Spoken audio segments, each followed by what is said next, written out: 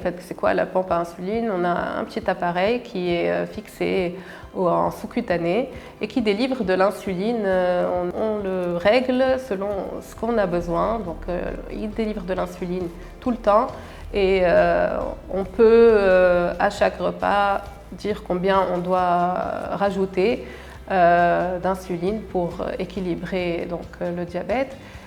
C'est plus pratique, moins contraignant. Plus cher, bien sûr, parce que la pompe à insuline est extrêmement chère.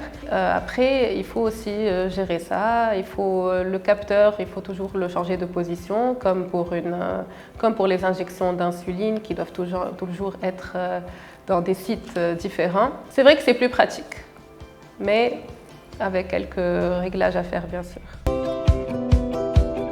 L'insulinothérapie fonctionnelle, c'est une méthode pour mieux vivre son diabète, on va dire, parce qu'elle permet de manger ce qu'on veut, une certaine liberté dans la prise alimentaire, même si les horaires doivent être réguliers. Elle permet d'adapter les doses d'insuline en fonction de ce qu'on mange, mais ça demande beaucoup d'éducation du patient. Donc le patient doit avoir un certain niveau pour comprendre et une certaine patience aussi, parce qu'il faut qu'à chaque fois qu'il mange, il calcule les taux de glucides qui sont dans le repas qu'il va manger. Donc là, il doit faire des calculs et en fonction des calculs, il adapte la dose d'insuline.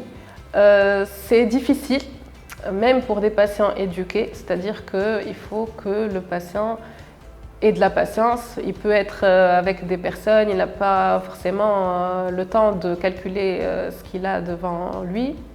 Donc ça permet d'être plus libre, mais en même temps c'est un peu contraignant.